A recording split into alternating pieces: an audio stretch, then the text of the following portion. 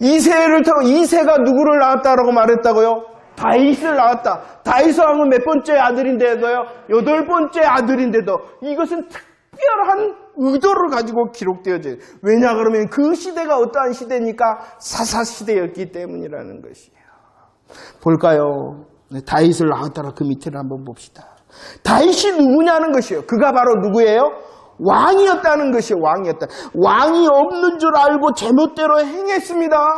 그런데 왕 대신 하나님께서 누구를 준비하고 있었다는 것이에요?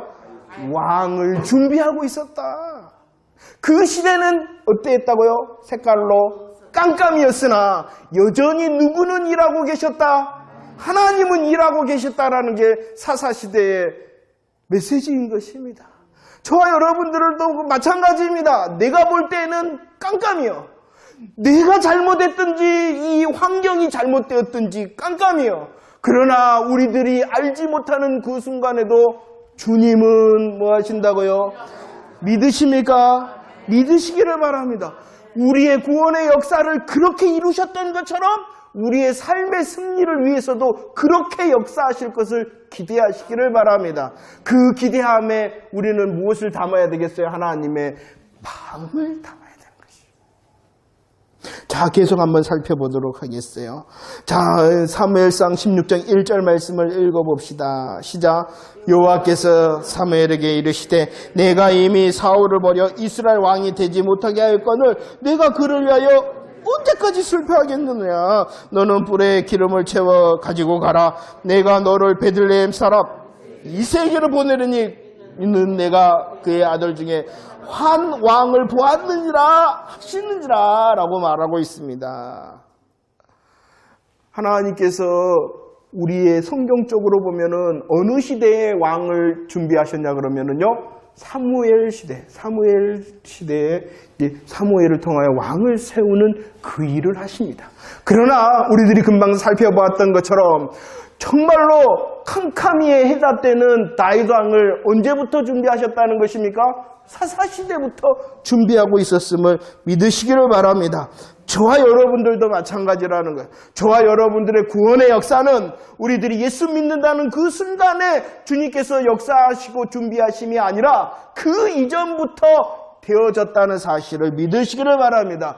우리는 태에 있지 아니하고 세상에 존재하지 않았으나 주님은 우리를 보시고 아시며 너는 내 것이라고 부르시며 구원의 역사를 준비하시고 일하셨다고 성취하셨다는 그 사실을 믿으시기를 바랍니다. 이것이에요. 저와 여러분들의 구원의 역사가 우리의 믿음의 고백의 순간을 넘어서 십자가의 시간을, 갈보리의 시간을 향하여 갈 때에 더 감격이 되어지는 것입니다. 우리의 이제 믿음의 눈은 갈보리만에서 멈추는 것이 아니라 사사시대를 향하여서도 갈 수 있어야 돼요. 더 깊어지는 것입니다. 우리의 믿음의 눈이 사사시대에 준비하신 하나님의 손길을 보다도 더 넓어진다면 성경에서 말씀하셨듯이 저와 여러분들을 위하여 주님은 언제부터? 창세 전부터 일하셨음을 믿으시기를 바랍니다. 이것이 바로 하나님의 사랑의 크기가 넓고 크고 높고 깊다라는 의미인 것입니다. 물론 예수 그리스도의 십자가의 고백이 저와 여러분들을 구원하심을 믿으시기를 바랍니다. 그러나 그 십자가는 그 시간에만 있는 것이 아니라 사사기에 꽂혀 있었고 창세전에도 꽂혀 저와 여러분들을 위하신 하나님의 사랑의 시간이라는 것입니다. 제가 얼마 전에 그랬잖아요. 우리를 위하여, 나를 위하여 오늘 준비를 많이 해갖고 무언가를 저에게 보여준다. 얼마나 감사하고 감격하겠어요. 그런데 그 준비함이 1년이고 그 준비함이 100년이고 1000년 전부터 그것을 준비하며 나에게 보였다. 얼마나 가슴이 둥근. 이게 바로 십자가 복음의 감사와 감격인 것입니다.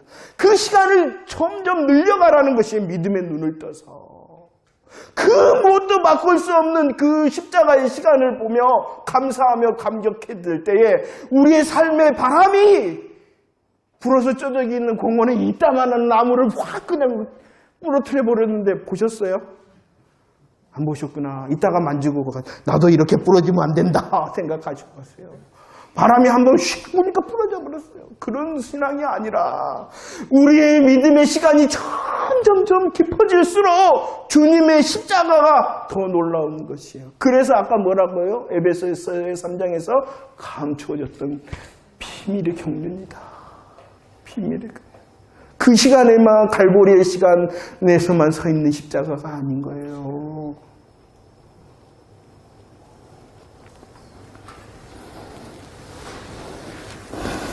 자, 봅시다.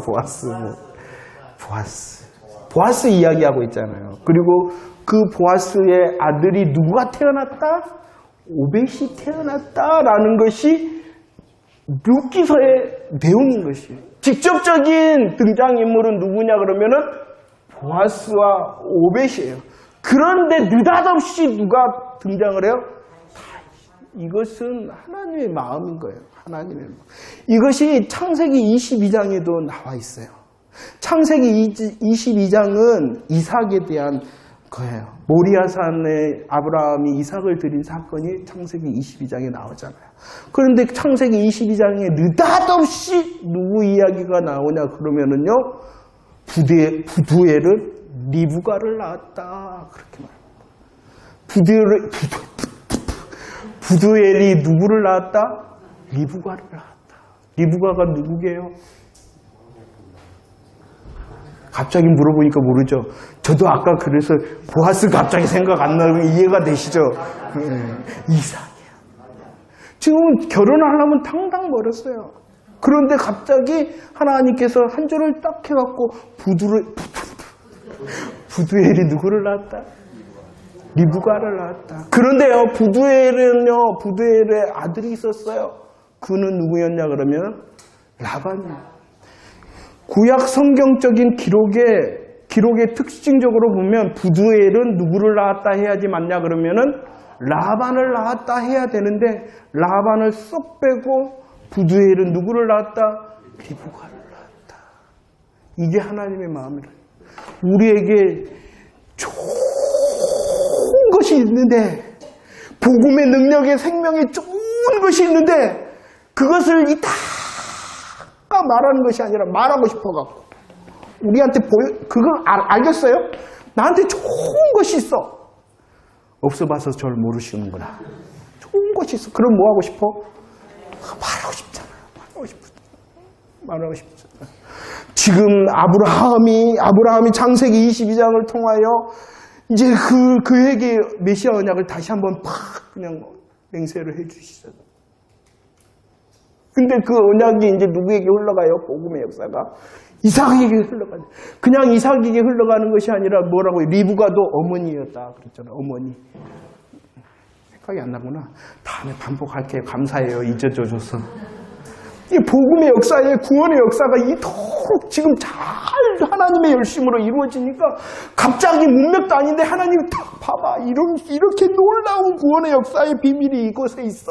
라고 가르쳐주고 싶은 거예요. 오늘 다 했던 거죠. 룻기서에 보면은 직접적인 인물들은 보아스와 오벳인데, 아니 이새도 상관이 없는데 이새를 등장시키더니 이새의 첫 번째 아들도 아닌데 여덟 번째인 다윗은, 이것은 복음의 감사와 감격을 우리에게 가르쳐주고 싶어갖고. 왜냐 그러면 그 시대가 뭐하니까 더 캄캄하니까. 여러분들, 우리의 인생과 우리의 걸음이 캄캄한 것 같습니까? 그러면 다시 어디로 돌아와야 되겠어요? 복음으로 돌아오라는 것입니다. 예수 그리스도의 십자가의 복음을 다시 감사하고 예수 그리스도의 그 십자가의 시간을 묵상하고 그 일하심이 얼마나 크고 높고 깊고 넓은가를 묵상할 때에 우리의 캄캄함이 혹 계속 캄캄함이더라도 그 캄캄한 길에도 갈 수 있게 되죠. 하나님의 뜻이면 그 캄캄함이 역전도 되어지겠죠. 그러나 역전되지 않더라도 그 캄캄한 가운데서라도 갈 수 있도록 하신다.